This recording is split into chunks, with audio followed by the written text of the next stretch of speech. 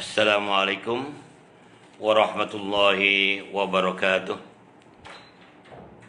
Ila hadratil Mustafa Rasulullah sallallahu alaihi wasallam wa ala azwajihi wa dzurriyyatihi wa ashabihi wa tabi'ina ila yaumiddin. Summa baina wa mahadina wa jaddi wa jaddan wa asadil anfusina wal ulil sholihin wal malaikatil muqarrabin khususan likatil salihah wa sabil hajah syawlul fatihah. A'udzu billahi minasyaitonir rajim. Bismillahirrahmanirrahim. Alhamdulillahirabbil alamin. Ar-Rahmanir-Rahim Maliki Yaumiddin. Iyyaka na'budu wa iyyaka nasta'in. Ihdinas siratal mustaqim. Siratal ladzina an'amta 'alaihim ghairil maghdubi 'alaihim waladdallin. Amin. Bismillahirrahmanirrahim. Alhamdulillah wa syukurillah wa ta'ala rasulillah wa al-wasabi wa ma wala hawla wala quwata illa billah. Qala ta'ala fi kitabil karim wa wasal qalin. A'udzu billahi minasyaitonir rajim. Bismillahirrahmanirrahim. Wal fajri wa layalin 'ashr wasyafa'i wal watr wal-laili idza asr hal fi dzalika qasam lidzi hajar. Wa qala Rasulullah sallallahu alaihi wasallam ma min ayyamin habba ila Allah ay ya'buda fiha min ashri dzil hijjah yu'dalu isamu kulli yawmin minha siyamu sanah wa qiyamu kulli lailatin minha qiyamu lailatul qadar. Shadaqallahu adzim wa sadaqal karim. Al-mukarramun para ustaz, tuan guru, tuan imam, dan yang berupaya ahli kita kuasa, tuan pengurus surau dan kuasanya. Alhamdulillah tuan sekalian, kita bersua kembali walaupun malah di dunia maya. Saya ucap terima kasih biar jabatan kuasa surau An-Nur Seksi 20 Salam yang telah menyebut saya untuk kita bisa bersua kembali dengan para jamaah walaupun melalui dunia maya. Terima kasih, dan saya diberi tanggung jawab untuk berbicara amalan malam di bulan Dzul Hijjah. Tuan-tuan dan sekalian, sebenarnya kita maklum, insya Allah sebentar lagi, tepatnya insya Allah menurut kalender 11 Julai ini kita sudah masuk 1 Dzul Hijjah. 11 Julai ini masuk 1 Dzul Hijjah. Dan bulan Dzul Hijjah termasuk bulan yang dimuliakan Allah Subhanahu wa taala. Berdasarkan firman Allah SWT dalam surat Al-Fajr yang kita baca tadi, ayat 1 hingga 5, Allah berfirman, wal fajri walayal ashr wasyafi'il watr ila akhirih. Demi waktu fajar, Allah selalu bersumpah dengan masa. Beberapa masa Allah dengan bersumpah, wal fajri demi waktu fajar, wad duha demi waktu duha, wan nahar demi waktu siang, wal laili demi waktu malam, wad duha. Coba bayangkan, ini Allah SWT berfirman karena begitu pentingnya waktu. Dan di sini wal fajri demi fajar, wal layalin ashr, dan demi malam-malam yang ke-10. Kita tahu pelajaran yang kita selalu pelajari selama ini dalam ajaran Islam. Dalam 1 tahun itu ada 3 bulan yang 10 harinya istimewa. Ada 3 bulan yang 10 harinya istimewa. Pertama, 10 akhir bulan Ramadan. Kita tahu baru-baru ini kan, karena di antara 20 hingga 30 Ramadan itu ada 1 malam yang sangat luar biasa yang dianugerahkan oleh Allah SWT hanya kepada umat Nabi Muhammad SAW yang dikenali Lailatul Qadar. Tanya dan syabas kepada tuan-tuan dan puan-puan sekitar itu yang telah memburu dan mencari ridha Allah Ta'ala untuk mendapatkan Lailatul Qadar. Yang kedua, 10 awal bulan Dzul Hijjah. Karena dalam 1 sampai 10 Dzul Hijjah ada peristiwa yang sangat luar biasa. Dan ini kita akan bahas sebentar lagi. Yang ketiga, 10 awal bulan Muharram. Di situ ada 2 hari yang istimewa, yaitu Taswa dan Asyura. Muharram disebut bulan Asyura. Asyura itu diambil dari hari yang ke-10-nya.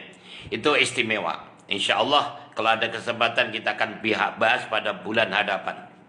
Sekarang mari kita fokuskan 10 awal bulan Dzul Hijjah. Tuan-tuan dan puan-puan yang dimuliakan Allah SWT, Datuk, Datin, dan saudara sekalian, di dalam bulan Dzul Hijjah ada beberapa amalan yang dianjurkan. Banyak sekali. Kita kira pertama, setidak-tidaknya kita puasa. Puasanya kalau mampu 9 hari. 1 sampai 9. Amalan yang kedua, yaitu solat Idul Adha. Sembahyang sunnah Idul Adha. Kita dah tahu tahun ini, adakah dibenarkan oleh pihak yang berwajib untuk kita solat di surau kita atau di masjid, atau solat kita di rumah masing-masing. Tidak menjadi masalah. Kita nikmati saja, nggak usah banyak persoalan. Itu semua adalah ketentuan dari Allah SWT. Yang ketiga, perbanyak takbir. Perbanyak takbir. Mulai malam hari raya sampai 4 hari raya. Ini takbir akbar. Ya, takbir. Yang keempat, kita ibadah korban. Menyembelih ibadah korban. Yang kelima, memperbanyak sedekah. Yang keenam, perbanyak zikrullah, salawat dan istighfar. Dan yang ketujuh, silaturahim. Baik, itu antara lain. Dan kalau Tuhan ada kelebihan, silakan. Baik, saya mulai dahulu. Kita berbicara tentang puasa sunnah. Nanti kalau tuan-tuan diberi kesempatan oleh Allah Ta'ala, tapi sebetulnya dia diberi kesempatan. Jangan ada alasan lagi. Saya mengajak pada diri saya, Datuk, Datin, Tuan dan Puan untuk berpuasa 9 hari. Kenapa 9 hari? Ini di depan sini ada sebuah kitab, namanya Kitab Durratun Nasihin oleh Al-Ustaz Usman Asy-Syakir Al-Khaybawi, dan menyebutkan hadis ini diriwayatkan oleh Ibnu Abbas radhiyallahu anhu, paksi daripada Rasulullah SAW, menceritakan panjang hadisnya ini, panjang sekali. Cuman saya sudah baca tadi, saya ambil terjemahannya saja. Jadi dalam peristiwa 1 Dzulhijjah itu dikenali peristiwa diterimanya doa Nabi Adam alaihissalam. Kita tahu, atau dan nenek kita bermula ada di surga, tapi atas kelicikan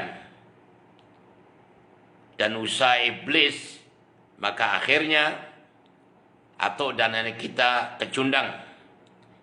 Dan singkatnya cerita, diperintah Allah turun dari surga ke dunia. Di surga semuanya serba indah. Semuanya free of charge. Semua boleh makan apa saja, cuman larangannya satu aja, yaitu jangan mendekati pokok ini. Tapi ternyata atau dana kita terleka, bukan saja mendekati pokok, malah memakan buahnya. Akhirnya diambil tindakan disiplin Allah Ta'ala, diturunkan dari surga ke dunia. Di dunia yang begitu luas ini, Tuhan tengok aja, hutan belantara. Isinya hutan belantara. Binatangnya dinosaur. Yang luar biasa. Konon atuk dana kita dalam keadaan telanjang bulat. Tidak tahu apa makanan, mana yang boleh diminum, pakaian macam mana, tidak tahu. Tapi tatkala itu dipisahkan menurut sejarah. Ini sejarah, kononnya itu. Kalau buat bentuk sekarang, Nabi Adam di benua India, Siti Hawa di Jeddah. Dalam keadaan menyesal dan menangis pada Allah Ta'ala dengan doa yang populer yang kita paham semua doanya itu, Rabbana ya Rabbana zalamna anfusana wa illam taghfir lana wa tarhamna lanakunanna minal khasirin. Allah terima doa ini. Dan menurut Rasulullah SAW, doa ini diterima oleh Allah di Jabal Nur, yang kita tahu terletak di Padang Arafah.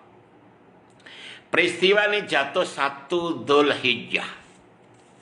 Terus ajarannya dalam hadis ini, artinya saja lebih kurang barang siapa yang mau berpuasa di tanggal 1 Dzulhijjah ini, Allah akan ampunkan seluruh dosa-dosanya. Subhanallah. Tuan-tuan dan puan sekalian, betapa mudahnya kita menjadi umat Nabi Muhammad SAW. Hanya puasa 1 hari, tapi nilainya seperti halnya atuk dan nenek kita ini. Setelah berjuang berpuluh tahun, ketemu di Jabal Nur. Ketika itu di Jabal Rahmah, minta maaf, di Jabal Rahmah, dalam keadaan susah payah, dan kita hanya puasa 1 hari ketika itu. Jadi saya sarankan, tatkala datuk, datin, tuan-tuan puasa, kita mengingat sejarah. Tatkala kita puasa, biar kita ada semangat, kita ada ruh, kita rasa satu kenikmatan dalam puasa, karena peristiwa yang agung yang berlaku kepada atuk dan anak kita. Baik. Tanggal 2 Dzulhijjah. Ini peristiwa diterimanya doa Nabi Yunus alaihissalam. Kita juga tahu Nabi Yunus alaihissalam juga nabi yang diambil tindakan disiplin oleh Allah Taala. Dalam Al-Quran seperti Abaqah Nabi Yunus ketika itu adalah pernah minggat, istilah bahasa Jawanya, lari, meninggalkan tempatnya. Karena ketika itu ada sejarahnya, Nabi Yunus pernah berbicara kepada para umatnya, 2-3 hari lagi akan ada bala bencana besar. Maka umatnya memang umat degil. Ketika itu hari ketiga, mereka berbondong-bondong melihat ke rumah Nabi Yunus. Ketika Nabi Yunus tidak ada, jadi ada di antara mereka yang percaya, wah ini mungkin adakan bencana besar juga. Tapi ini yang peristiwa masyarakatnya. Tapi Nabi Yunus alaihissalam naik kapal, dan sudah menjadi undang-undang ketika itu. Bila naik kapal, ada kapalnya bergoyang, ada gelombang besar, itu mesti ada di antara penumpangnya yang melakukan dosa besar. Maka untuk melihat siapa mereka, diadakan undian. Undian pertama jatuh pada Nabi Yunus. Di masyarakat, kaptennya dan kru kapal itu, ini tidak mungkin seorang soleh melakukan jatuh. Oke, diulang balik undiannya. Dan Nabi Yunus diberi kesempatan mengambil yang terakhir. Terkena pada beliau juga. Mereka juga tidak percaya, diadakan undian lagi. Dan Nabi Yunus diberi yang di tengah-tengah. Separuh akhirnya kena. Pertama beliau pun kena, terakhir kena, tengah pun kena. Akhirnya lemparlah di laut. Dan itu menjadi proses sebagai ujian Allah kepada Nabi Yunus yang meninggalkan tempat perjuangan. Ditelan oleh ikan nun. Dulu ikan nama ikan nun lah. Sekarang ikan jos atau ikan paus. Baik, Dato' dan sekalian, kita pikir secara logik. Orang masuk dari Ike, matilah. Jangankan 1 hari 1 malam, 2 jam pun meninggal dunia, tak ada oksigen. Namun dengan kodrat iradat Allah SWT, Nabi Yunus dalam perut ikan ada 40 hari 40 malam. Dan selama dalam uzlah, dalam keadaan ujian di perut ikan ini, tidak ada lain kecuali hanya mendekat pada Allah SWT. Dan doa yang populer dan dibaca oleh Nabi Yunus alaihissalam juga tertera surah Al-Anbiya, dan tuan dan puan sudah banyak yang hafal. La ilaha illa anta subhanaka inni kuntu minadh dhalimin. La ilaha illa anta, tidak ada Tuhan selain Engkau ya Allah. Subhanaka, maha suci Engkau, inni kuntu minadh dhalimin, sehingga aku termasuk orang yang zalim. Masya Allah, Tuhan sekalian. Akhirnya pada tanggal 2 Dzulhijjah, tepat 2 Dzulhijjah, ikan tadi perintah Allah Ta'ala minggir dan memuntahkan kembali. Dan muntahnya kembali ke daratan itu di kesalahan Nabi tanggal 2 Dzulhijjah. Oleh itu barang siapa yang berpuasa tanggal 2 Dzulhijjah, Allah akan mengampunkan seluruh dosa-dosanya dan dianggap beribadah kepada Allah selama 1 tahun dengan tidak punya dosa sama sekali. Subhanallah. Ada pelajaran di dalam peristiwa ini. Tatkala Nabi Yunus dalam kegelapan, gelap gulita dan tak ada pun yang menolong sama sekali. Saat itulah penyerahan total kepada Allah Subhanahu wa taala. Dan Allah Maha Penolong, Allah Maha Pengampun, masih boleh. Jadi, ini perlu diambil pelajaran bagi kita. Tatkala kita sumpah, bingung, dah habis pemikiran kita, dah tak boleh buat apa saja, kembalikan kepada Allah SWT dengan banyak zikir ini. Ini Al-Quran, dan zikirnya adalah menjadi ibadah. Subhanallah. Baik, itu peristiwa yang tanggal 2 Dzulhijjah. Tanggal 3 Dzulhijjah, peristiwa diterimanya doa Nabi Zakaria alaihissalam. Nabi Zakaria juga seorang nabi yang diuji oleh Allah SWT. Datuk, Datin, Tuan dan Mendukan, perhatikan. Orang yang paling banyak diuji oleh Allah justru yang paling dekat kepada Allah. Itu para nabi, para rasul, para wali-walinya, para ulama-ulamanya, dan orang mendekat pada Allah. Jadi maknanya, tak kala Datuk, Datin, Tuan dan sekalian diuji oleh Allah Ta'ala, yakinlah bahwa Allah sedang sayang kepada kita. Allah dengan mencintai kita, kita kembalikan kepada Allah. Ya Allah, Engkau Maha mengetahui, Engkau tidak akan pernah menguji hamba-Mu kecuali apa yang telah yang mampu di dalamnya. Oleh itu ya Allah, aku yakin dengan ujian ini justru Engkau menunjukkan cintamu kepadaku ya Allah. Cintamu kepadaku ya Allah. Jadi akhirnya ujian itu menjadi senang, rileks, enjoy dan santai. Ini Nabi Zakaria ujiannya lain. Kalau Nabi Adam dan Nabi Yunus tadi juga lain ujiannya. Namun Tuhan perhatikan, kita setback sekejap ini. Atau kita Adam dan Hawa tatkala diuji, tidak komplain, tidak mengeluh, tidak mengatakan, ya Allah kenapa begini, apa salahku, hanya makan buah dia, tak ada pengampunan. Kenapa begini, tak ada.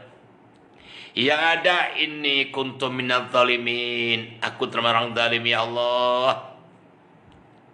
Rabb minta maaf. Rabbana zalamna anfusana, kami zalim pada diri kami sendiri ya Allah. Kami zalim kepada diri kami sendiri ya Allah. Itu atok kita.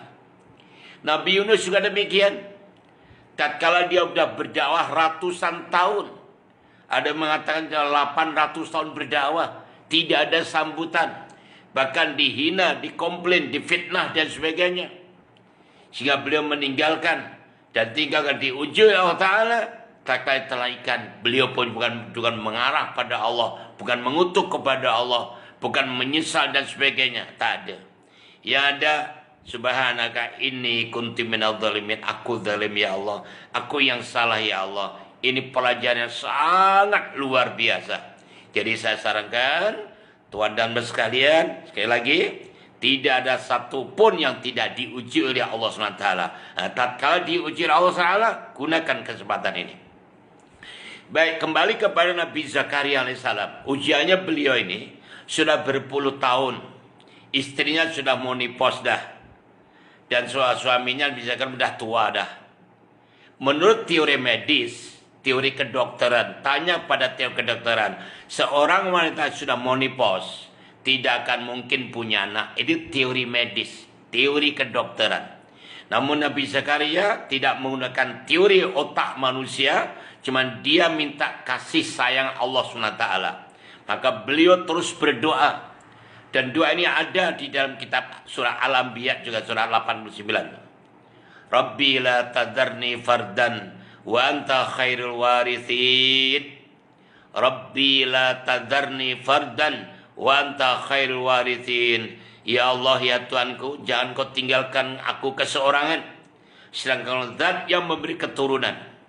Dengan tulus ikhlas minta dengan Allah Subhanahu wa taala, akhirnya Allah SWT menjawab doa Nabi Zakaria, dikabulkan, maka diberikan seorang putra namanya Yahya bin Zakaria.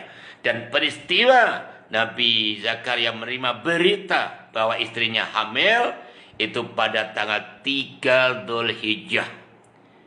Barang siapa yang mau berpuasa pada tanggal 3 Dzulhijjah ini Allah akan kabulkan segala doanya, segala permintaannya. Datuk, Datin, Tuan dan Mas sekalian, kita tahu dalam zaman pandemi dan keadaan menurut teori otak susah, serba susah, serba tidak senang, tak apa. Jadi kita kembalikan kepada Allah. Ini kesempatan yang paling baik, suasana yang paling baik untuk kita mendekat pada Allah Ta'ala. Kita uzlah, kita jadikan latihan, kita jadikan ini gua Hira-nya Nabi SAW, di mana Nabi di gua Hira munajat kepada Allah, uzlah. Dan kita diuzlahkan dengan bentuk pandemi ini, tidak boleh keluar kemana-mana, aktiviti dibatasi dan sebagainya. Bahkan Surajate gunakan kesempatan ini untuk berkomunikasi dengan Allah. Yaitu salah satu diantaranya puasa tadi ya. Jangan lupa tuan-tuan, puasa. Baik, itu tanggal 3 Dzulhijjah. Tanggal 4 Dzulhijjah itu peristiwa lahirnya Nabi Isa alaihissalam. Nabi Isa dilahirkan. Kita tahu Nabi Isa adalah sang nabi yang paling miskin. Paling miskin. Lahirnya saja minta maaf cakap di kandang kambing. Kalau semiskin-miskin masyarakat kita waktu akan melahirkan, banyak yang menolong. Di hospital pernah free. Nanti ada bantai membantu dan sebagainya.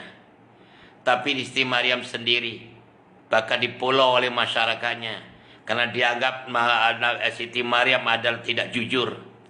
Memang bagaimana otak tidak bisa menerima wanita hamil tanpa sentuhan laki-laki, tidak akan pernah ada. Sejak dulu, kini, dan selamanya.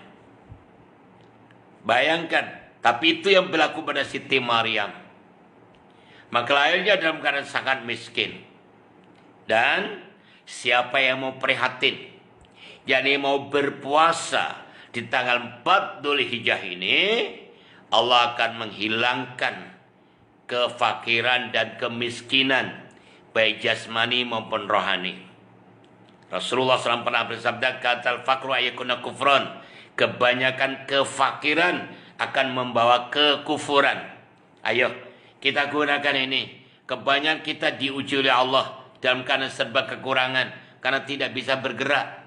Bagaimana kita tidak bekerja, bagaimana akan mendapatkan fulus, bagaimana akan mendapatkan keuangan kalau tidak ada satu pekerjaan. Tapi nyatanya ini dibatasi. Maka tidak ada cara lain, kita kembali kepada Allah SWT dengan lebih mendekatkan kepada Allah. Karena Allah sudah berjanji dan hadis kursi yang menyebutkan, artinya saja lebih kurang, siapa mendekat kepadaku satu jengkal, aku akan datang kepadanya satu hasta. Dan siapa datang kepadaku satu hasta, aku akan datang satu depa. Dan siapa datang dengan berjalan, aku datang dengan berlari. Ini kita gunakan kesempatan ini, hadis kursi, ya, kedudukan yang di bawah Al-Quran. Kalau kita tidak percaya menjadi kafir pula. Jadi gunakan kesempatan ini supaya dihilangkan daripada kefakiran dan kemiskinan, dan kita terus minta kepada Allah Subhanahu wa taala. Baik. Bahkan dalam keterangan yang lain, tuan sekalian, Allah nanti akan berhujakan 4 nabi kepada 4 golongan yang degil ini. Pertama, Allah akan gunakan hujah Nabi Isa ini bagi orang fakir miskin, orang miskin yang melarat, yang tidak mau ibadah. Akan ditanya, kenapa kalian tidak ibadah? Mungkin karena kemiskinannya. Maka didatangkan Nabi Isa alaihissalam. Miskin mana kamu dengan Nabi Isa? Masya Allah.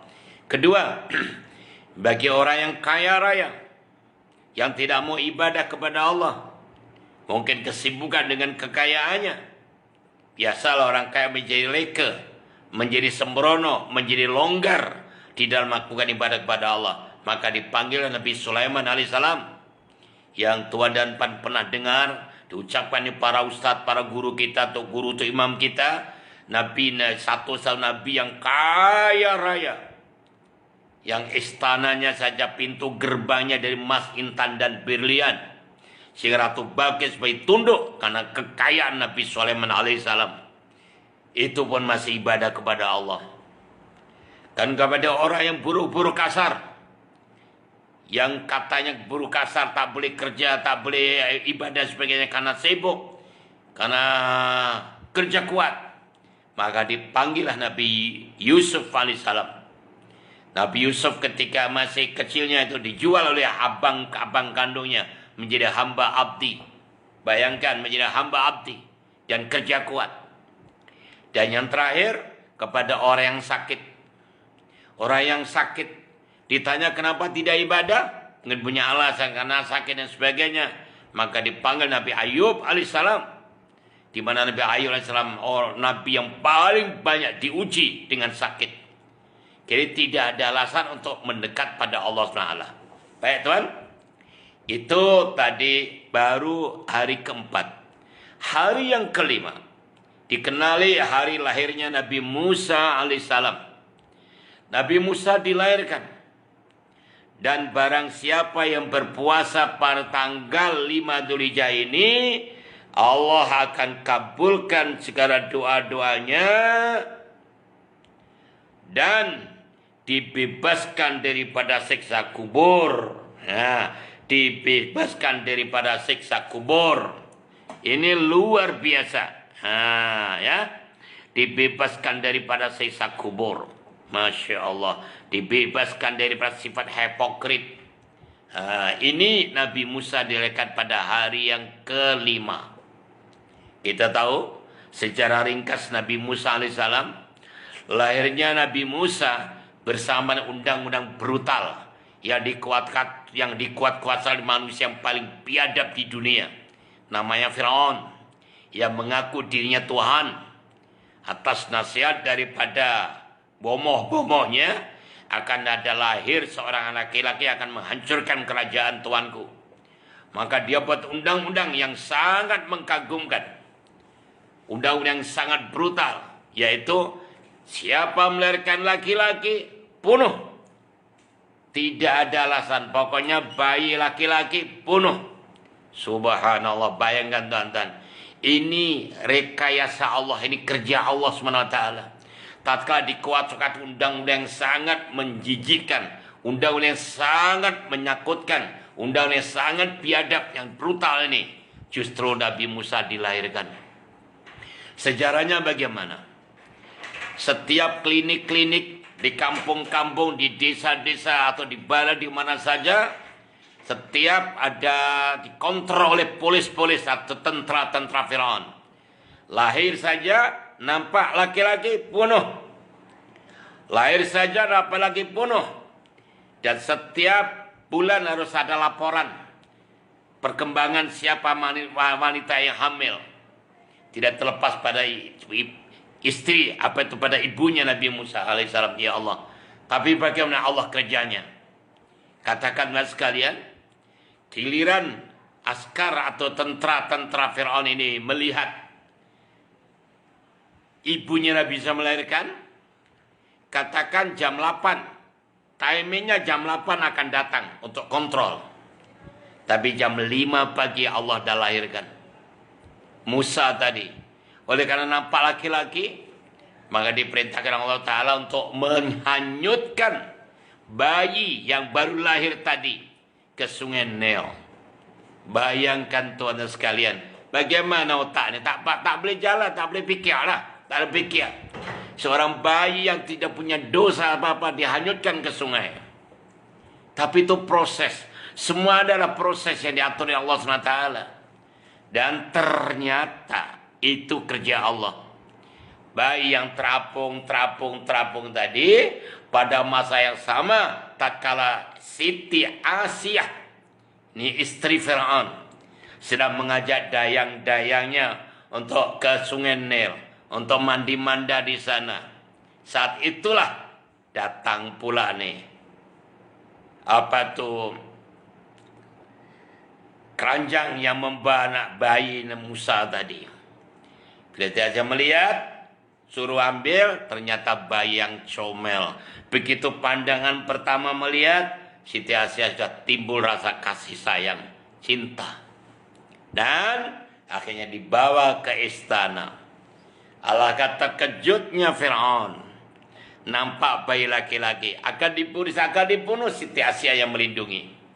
Ini namanya kerja Allah teman sekalian.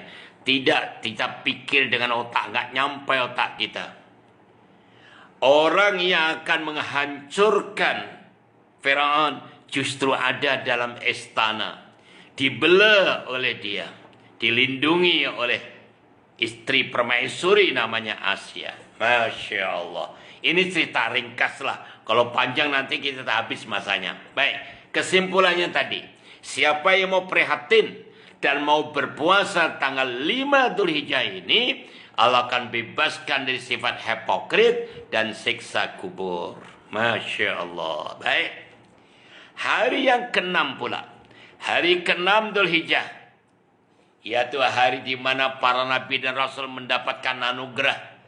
Segala permintaan diterima Allah SWT. Hari kebahagiaan. Dan barang siapa yang mau berpuasa pada hari ke-6 ini, Allah akan pandang dengan penuh kasih sayang. Dan sesiapa yang dipandang oleh Allah dengan penuh kasih sayang, akan dibebaskan dari api neraka. Alhamdulillah. Tuhan sekalian ya, ini hari ke-6. Hari ke-7, hari ditutupnya seluruh pintu neraka jahanam. Seluruh pintu neraka jahanam ditutup. Dan barang siapa yang berpuasa tanggal 7 Dzulhijjah ini, Allah akan tutup 30 pintu kesusahan. Dan dibukakan 30 pintu kemudahan. Masya Allah.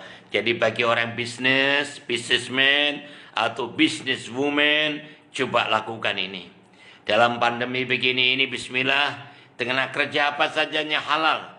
Kisah usaha, bismillah ya Allah, dengan berkah hari yang ke-7, hari 7 Dzulhijjah, hari peristiwa ditutupnya pintu neraka jahanam, kita buka kerja atau kita tolong orang lain. Tak apa saja kita lakukan demi mencari ridha Allah SWT. Nawaitunya adalah ilahi anta maksudi wa ridhoka matlubi a'tini mahabbatak wa marifatak. Ya Allah, engkau adalah tujuanku dan ridhamu yang ku cari. Ajarkan kepadaku macam mana mencintaimu dan mengenalimu. Baik, bapak sekalian, teruskan ya. Kita teruskan. Hari ke-8 dikenali hari Tarwiyah. Tarwiyah itu hari confuse lah, hari bingung, hari ragu-ragu. Kenapa? Karena peristiwa itu Nabi Ibrahim alaihissalam mimpi kali pertamanya diperintah Allah untuk menyembelih putranya. Subhanallah, bayangkan Tuhan sekalian. Nabi Ibrahim sudah lama tidak punya putra. Alhamdulillah istrinya Siti Hajar mengandung. Dan kita tahu waktu setelah melahirkan, ada yang mengatakan 7 hari, ada yang mengatakan 40 hari. Lepas itu Nabi Ibrahim diperintah oleh Allah Ta'ala untuk kembali ke negeri Syam, untuk meneruskan dakwahnya, untuk meninggalkan istri dan putranya yang baru lahir itu, namanya Ismail. Bayangkan ketika itu, Mekah ketika itu disebut bumi kering kontang. Tidak ada apa-apa.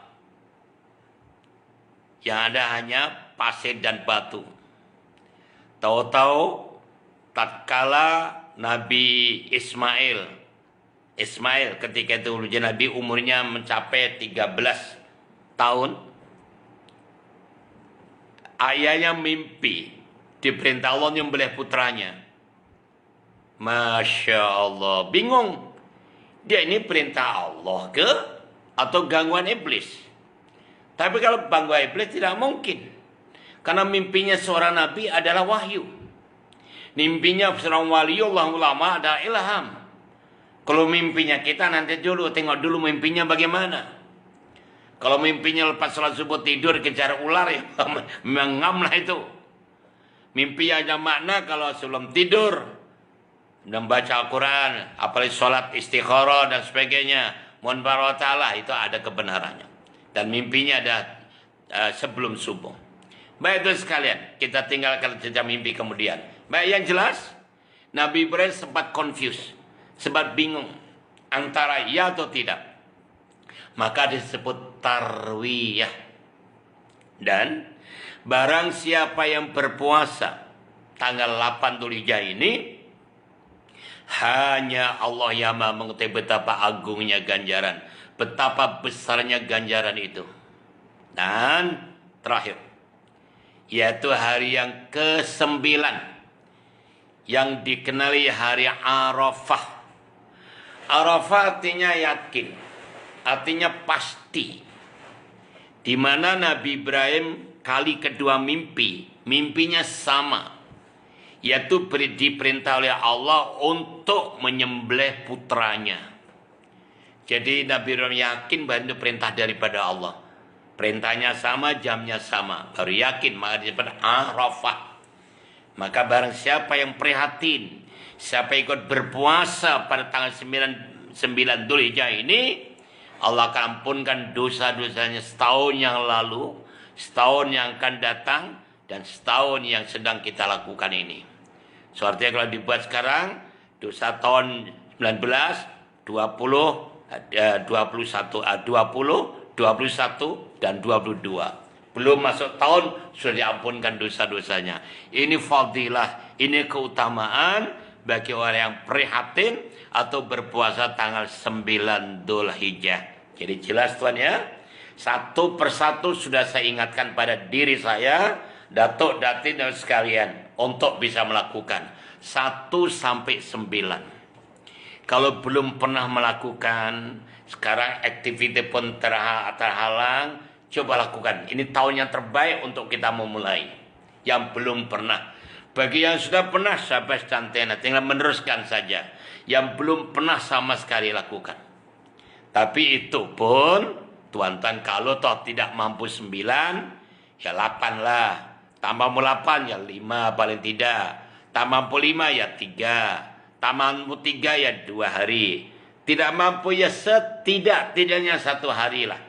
Di hari Arafah ini. Kalau 1 hari ini pun tuan-tuan tidak mampu, saya sarankan tuan-tuan segera daftar ke section 21. Saya hanya menghabiskan beras Malaysia saja. Buang masa aja hidup ini. Oke tuan ya? Oke jelas. Itu puasanya. Sekali lagi, peristiwa penyembelihan ini. Dalam surah Shafat, Allah berfirman, A'udzubillahi minasyaitonir rajim.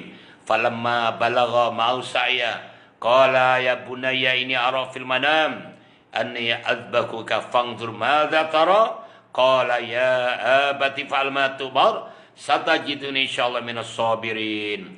Diabadikan surah Shafat.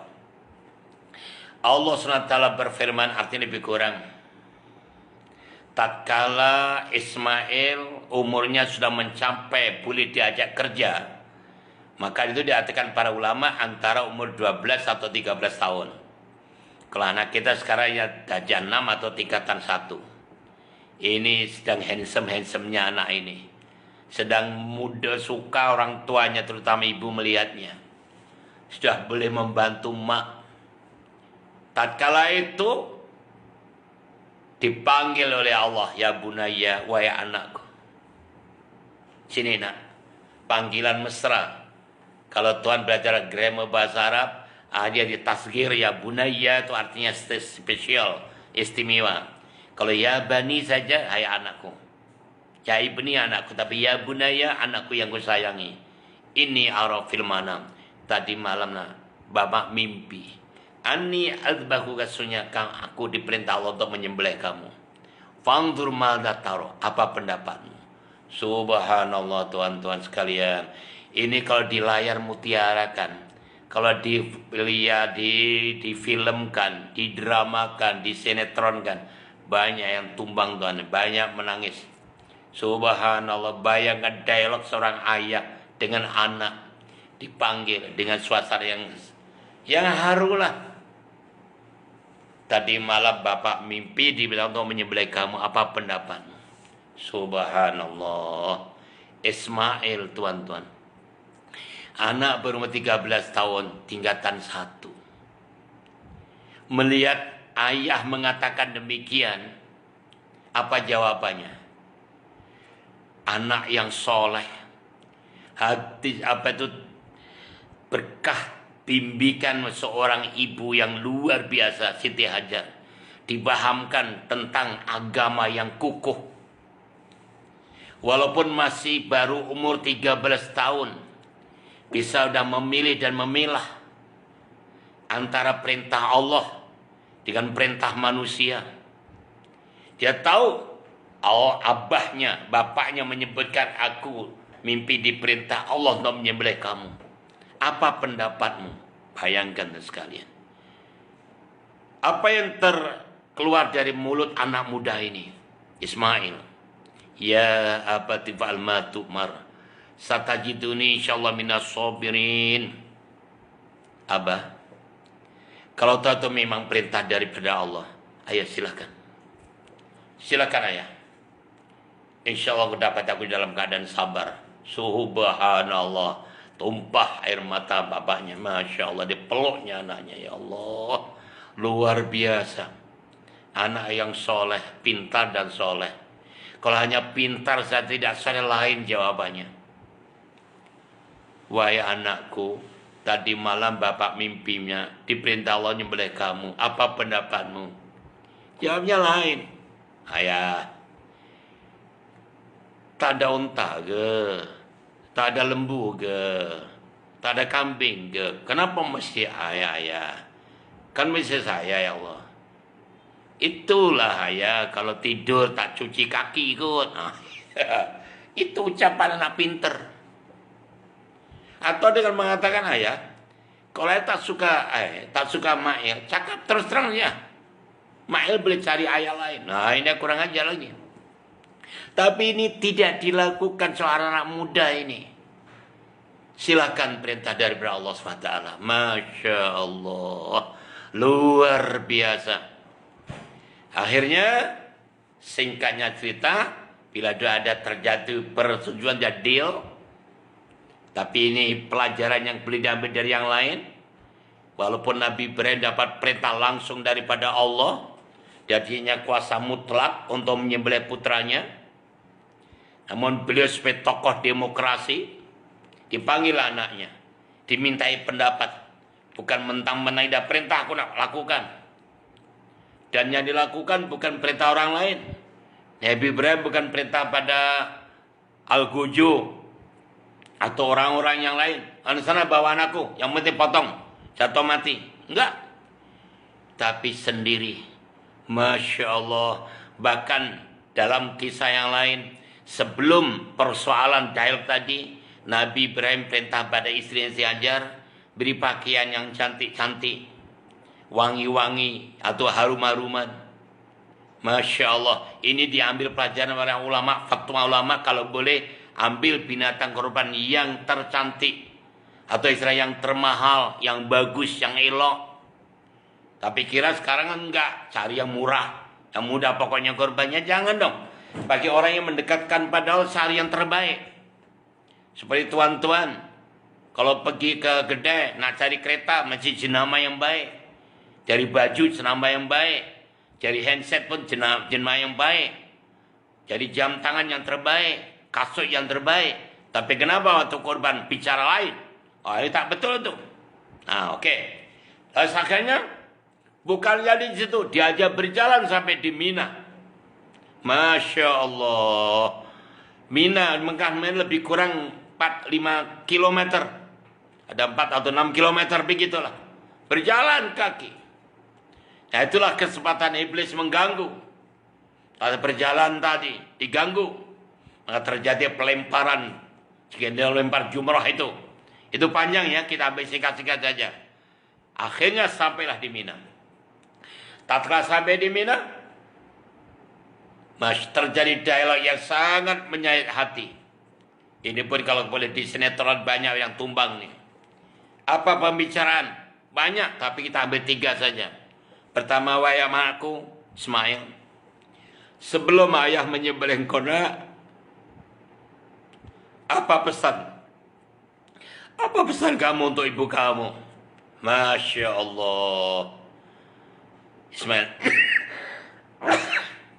Ismail menjawab, wahai ayahku, pertama, tolong ayah, tajamkan pisaunya.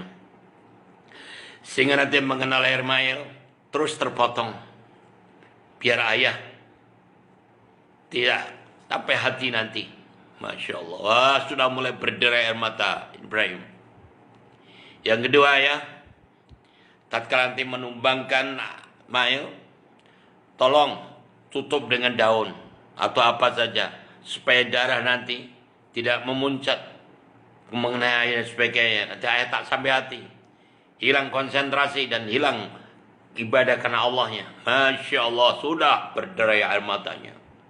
Yang terakhir ayah, nanti tatkala dah terkulai Ismail, baju ini jangan dibuang ayah, yang berlumuran darah ini jangan dibuang, simpan baik-baik, berikan pada mak supaya mak tak rindukan Ismail ayah. Masya Allah, luar biasa.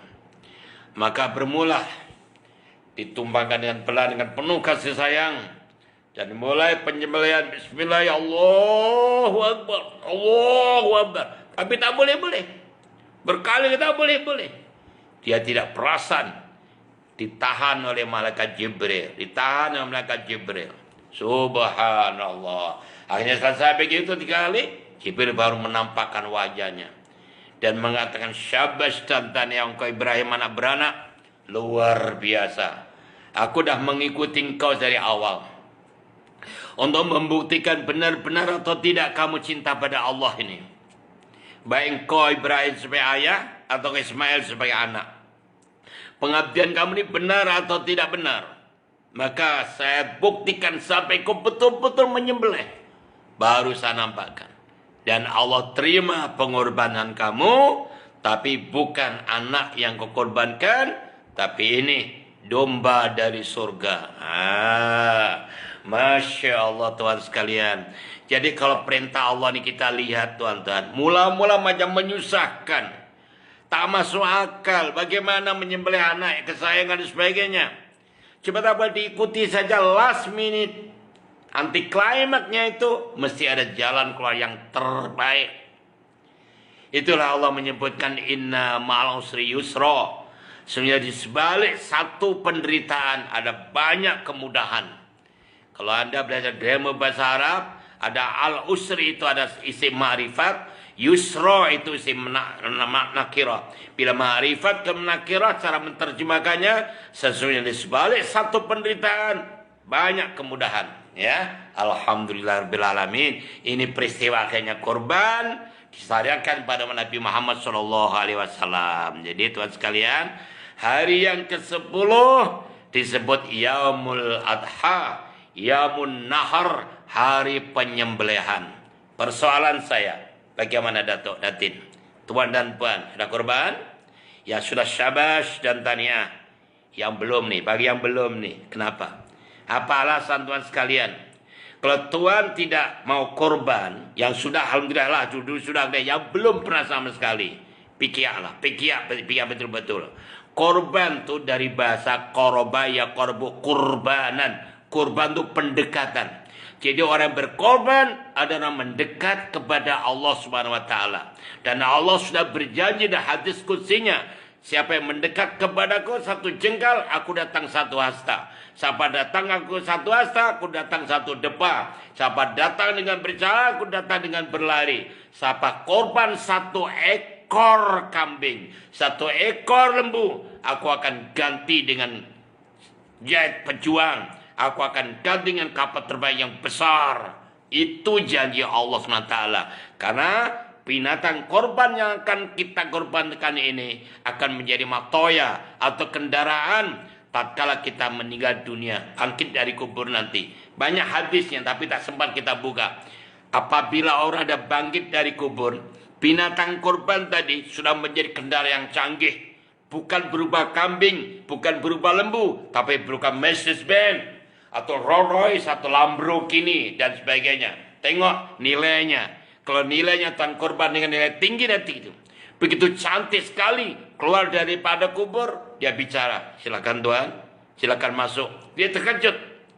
Siapa? Aku tak punya kendaraan cantik macam ini. Dan di dunia pun aku tak punya apa-apa pun. Tak punya kendaraan. Tuhan jangan bimbang. Aku binatang yang Tuhan korbankan. Yang Tuhan korbankan dulu. Dan inilah anugerah dari Allah. Silakan naik kendaraan. Jalan ke padang mahsyar. Masya Allah. Berjalan di atas titian. Berjalan. Ini binatang korban sekalian. Tatkala binatang korban kita sembelih. Mulai titisan darah pertama sampai terakhir. Darah itu memintakan ampun kepada korban dan keluarga korban. Subhanallah. Setelah itu Tuhan ini falsafah korban ini. Saya ingatkan. Kalau Tuhan beli tayar kereta aja berapa harganya. Handset berapa harganya. Dan itu aja gunanya itu. Dan korban itu hanya setahun sekali Tuhan-Tuhan. Setahun sekali. Murah saja. Di negara kita 700 saja. Cari murah-murah di negara Myanmar dan sebagainya itu memang murah lah. Tapi tak tahu bagaimana caranya. Coba bayangkan. Hanya 700 1 tahun. Bayangkan. Dan menjadi kendaraan yang luar biasa. Kenapa Tuhan jadi bingung? Ini otaknya ini imannya dibetulkan begitu. Bikin malu aja. Coba Tuhan bayar bil rumah berapa. Bil listrik berapa. Bil handphone berapa. Bil Clinton berapa. Bayangkan tuh. Hanya korban kepada Allah Ta'ala 700 saja. 780 saja. 800 saja. Berpikir macam-macam. Allah tak pernah pikir apapun. Ya, kalau tidak mau berpikir kepada Allah Ta'ala. Bagaimana kalau anak kita dikorban oleh Allah Ta'ala? Gimana? Pikirlah. Kalau Tuhan tidak mau korban 700. Tentu anak yang tercantik zek eksiden. Patah 2 kaki. Hospital 7.000. Nah, kau jangan bayangkan. Atau kereta itu diambil orang. Curi orang. Macam mana? Jangan pergi main-main dengan Allah lah tuan-tuan. Sadarlah. Korban itu sunnah muakkad dan tanda cinta kita kepada Allah. Karena korban itu tanda cinta. Tanda pengenalan Allah Ta'ala. Kita akan kawin dengan korban. Kita akan masuk ke pejabat korban. Mesti korban. Ini kepada Allah main-main. Korban tidak mau minta ya Allah masukkan surga. Surga di mbahmu itu. Surga nenek apa? Yang ngawur aja Tuhan sekalian. Pastikan ini.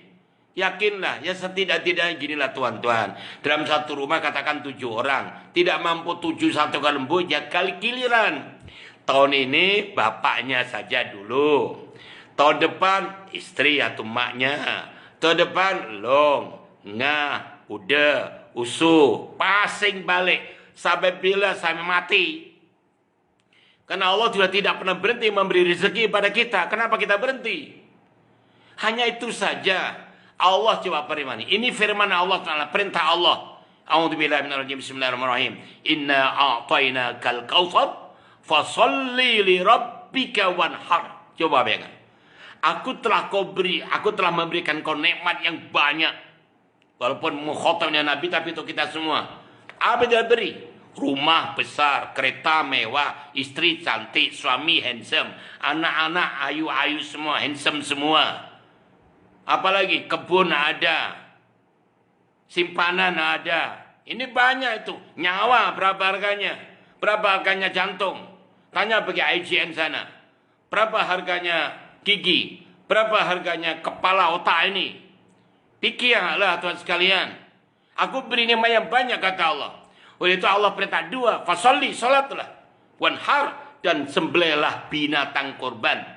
Maka setengah ulama berpendapat berdasarkan ayat ini. Korban itu wajib. Tapi yang jelas korban itu adalah sunnah muakkadah. Ceritanya beliau sudah berkorban. Yang belum ayo bismillah. Setidaknya ada keluarga kita yang korban. Gantian Tuhan sekalian ya. Mesti begitu. Baik Tuhan sekalian. Ini hari yang ke-10. Inana kita berkorban. Karena Rasulullah SAW sudah bersabda. Ini ancaman bagi orang yang tidak membuka. Man kana lahu satan wa la bidahi falyuqarribna musallana. Artinya barang siapa yang punya duit, diberi kesempatan, punya duit, tidak mau berkorban, jangan usah mendekati musola. Tak usah pergi masjid lah. Tak pergi surah lah. Pura-pura takbir. Allahu Akbar, Allahu Akbar. Kata malaikat, Allah Akbar apa? Perut kamu yang akbar. Nafsu kamu yang akbar. Nah itu. Dan hadis yang lain dahsyat lagi. Man kana satu malam bidahi falyamut insya Yahudian wa insya Nasranian. Siapa punya duit dan tidak mau berkorban, pilih mati Yahudi atau Nasrani. Waliyadzubillah, subhanallah min dzalik. Jadi teman sekalian, itulah ya yang boleh saya sampaikan pada malam hari ini. Saya minta maaf teman sekalian, sikit saja masa sudah tidak mengizinkan. Insya Allah kita bersua kembali di lain kesempatan. Jadi saya ulangi, saya simpulkan, amalan-amalan di bulan Dzulhijjah ini banyak sekali. Ya, pertama tadi puasa, kalau boleh 9 hari, 9 hari. Kemudian yang kedua nanti sholat Idul Adha. Tak sempat di masjid, tak sempat di surau, di rumah masing-masing keluarga. Ada caranya tuh sholat ya Idul Adha. Kemudian yang ketiga, kemudian perbanyak takbir.